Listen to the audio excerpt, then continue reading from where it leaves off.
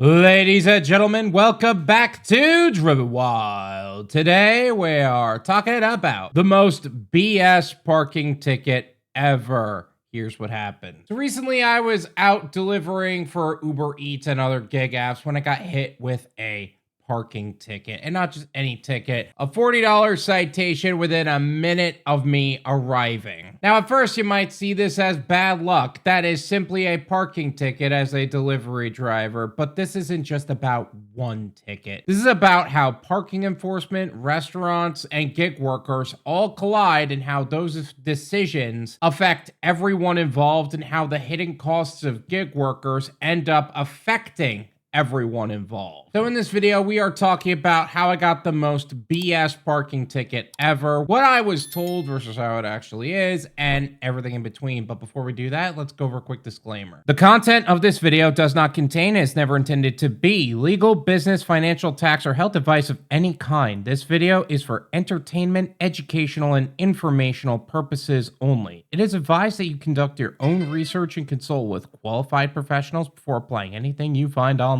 I also want to be clear that everything that we're going to be going over is very market to market and case by case. What applies to me in my market may not apply to you. So with that said, let's get started. My story. So on Valentine's Day, my single ass decided to capitalize on the holiday and the Sunday to make as much money as possible. While I would normally just pick up orders and leave, sometimes you end up in areas that have parking limitations, whether that means not having any parking at all or pay to park locations only with no 15-minute spots. Some areas have like 1 or 2 spots for 15 minutes while others do not. I received an order from a place that does not. That said, I have picked up from this area multiple times, and on normal days they are relatively understanding and don't give me a hard time about this stuff. In fact, I remember talking to them and they said specifically, just leave a sign in the windshield so we know you are here and you'll be okay. But this time,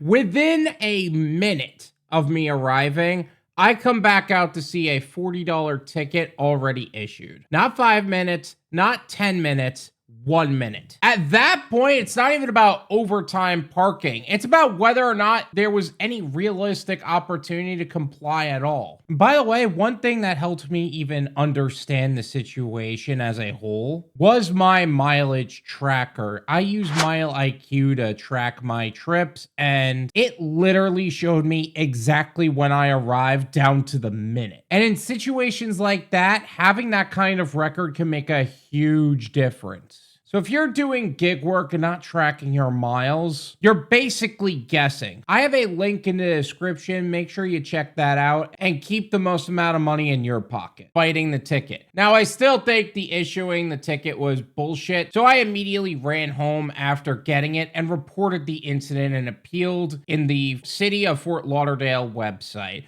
so I could potentially fight back. That said, I went back to work, and within a couple of weeks, I was told my Tier 1 appeal was denied. I wanted to go for the Tier 2 appeal, so I downloaded the form, filled it out, and emailed it to them, which I was told the next day that they cannot accept appeals that way. I would have to go in person to drop it in some box. Now, I didn't have a problem driving over there under normal circumstances. I understood the procedural barriers that were implemented, but there was a problem. I had 10 days to file it, and my mechanic chose to take his sweet ass time working on my transmission, which means if I was going to fight it, I would have to pay $50 to Uber to get over there and back for a $40 ticket, which is just not worth it. Congratulations, you won because it was too inconvenient to fight, not because I deserved it. I hope your heart stays broken. The real cost of this ticket. Now let's take a step back for a second, because this isn't just about a $40 ticket. It's about what that $40 ticket actually represents to a gig worker. It's not just $40, it's multiple deliveries. When you look at a $40 ticket on paper, it doesn't sound that crazy. But in the gig economy, that's just not how money works. That's about 3 to 5 decent orders depending on your acceptance standards, and on a holiday, you know that matters. So one ticket doesn't cost $40, it wipes out real work that was already done. Time loss and opportunity cost. Now let's add the time committed around it. Waiting at a slow restaurant that did not start your order, driving to the pickup location from wherever you happen to have been, dealing with the ticket through their systems or lack thereof, and even just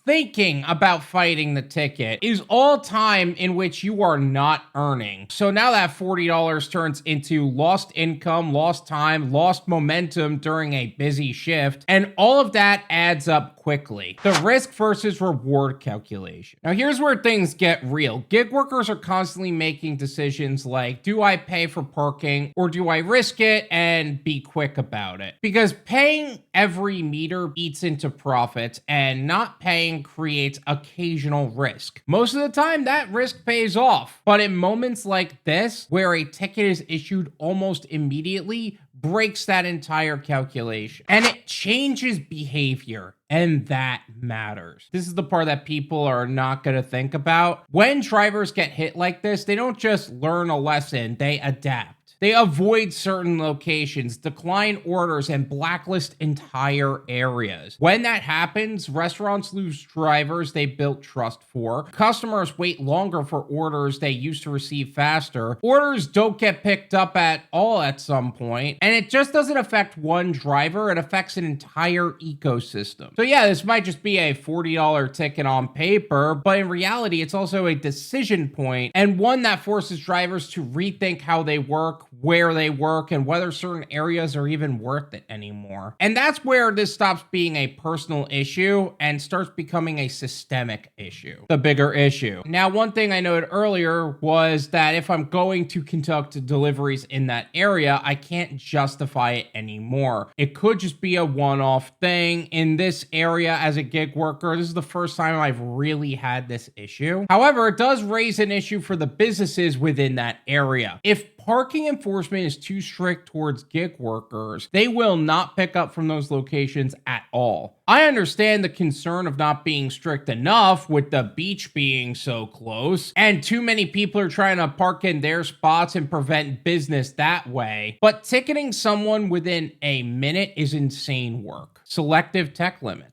Now, I did also think about something pertaining to this that is the alternative. Let's say instead of them using city parking enforcement, they used parking companies that automate the process. That's useful in some areas, and some parking locations use that themselves on the A1A. However, that has been problematic, and some either take things way too far and try to give you a ticket for something that doesn't even apply to you, or they don't do enough of a job and some people end up paying too little or not at all. So this is great if you are a business with a parking lot that just needs some monitoring, but some companies have earned multiple class action lawsuits by making their fines look like citations. I made a video talking about the predatory practices of one of these companies near me. Feel free to check that out. Holidays and law enforcement. I made a quip at the parking enforcement officer who ticketed me, and while I do hope her heart stays broken and I am still bitter about it, I did want to look into some data about how law enforcement takes their emotions out on people on holidays, because I do have a theory. According to Pew Research Center, approximately 77% of officers report being frequently angry and frustrated, agree that they have been more callous towards people since taking the job. While at the same time, frustrated officers are roughly twice as likely, 46 to 21%, to believe that police have a reason to be distrustful towards most citizens. So with that said, psychological research also indicates that related frustration, which could include being single on Valentine's Day or missing family events, is a predictor of decreased ability to recognize neutral or positive social cues, potentially leading to more antagonistic interactions.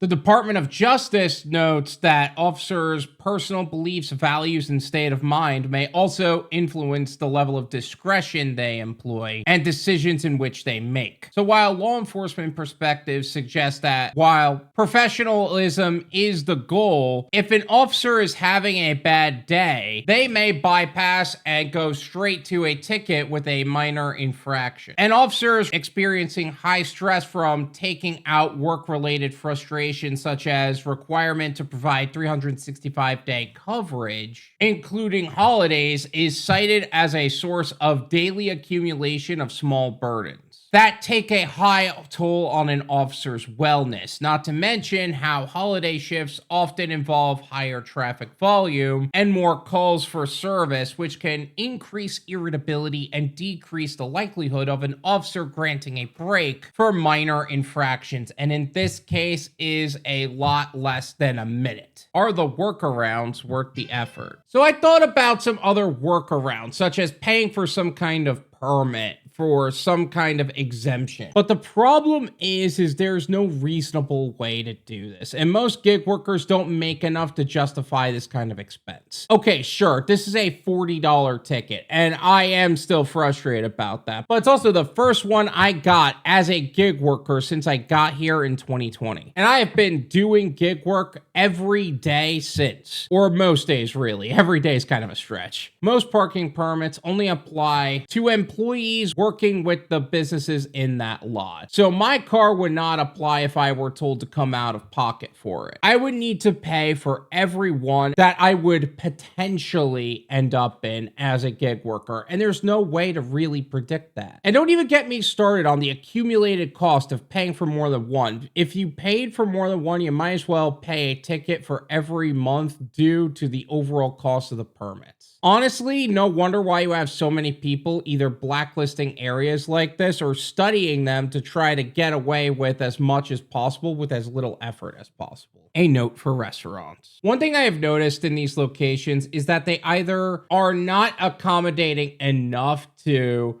the gig workers in these areas, while at the same time claiming they want to help, or they just don't like gig workers at all, so it's a moot point. But here's the thing. You hate your landlords much more than you hate gig workers. And you hate being in the red much more than that. And you can bitch about how all of these gig apps claim 30% of the order value all you want. And that is true, and you would be right, and about how unfair that is, and most people would back you up. However, consider this. You still make money from these apps. You still have people ordering your meals to your restaurant from these apps. So as much as you hate these apps, you depend on them just as much as we do. Your landlord isn't going to care about your opinions about gig workers and you having to deal with the city when they jack up your rent to an unaffordable rate. They're going to wonder if you could pay at all. Your customers aren't going to care that you didn't make accommodations to the drivers and that's why drivers aren't coming around to you anymore. They're just not going to order from you at some point. Drivers are going to notice when they are being deprioritized and being put on the back burner. That's why we blacklist restaurants for logistical reasons like this. I have seen places like Lucky Fish deprioritize drivers to such a degree to where no one comes around anymore, and they even remove themselves from their platforms altogether. If you could survive without these platforms in general, great, but not all restaurants can or will, especially during off seasons. And that's not just in my area. New York City, there are times when orders like this cause $150 tickets and they had to set up a catering order. Regardless, it is something to think about before immediately dismissing something that is detrimental to gig workers. The economy is established by multiple entity types working together to keep it moving forward, not one side choosing to start problems with another. Best practices for drivers in areas like this. Now, before we wrap up, there are a few things that I've learned from this situation. First, there are no universal rules. Not every area is enforced the same way. Some have unofficial grace periods, some don't. It depends on who is working that day. Familiar faces get more flexibility. Building familiarity with locations and even parking enforcement can actually work in your favor over time. Most parking enforcement are understanding, as long as you're just talking to them. New face,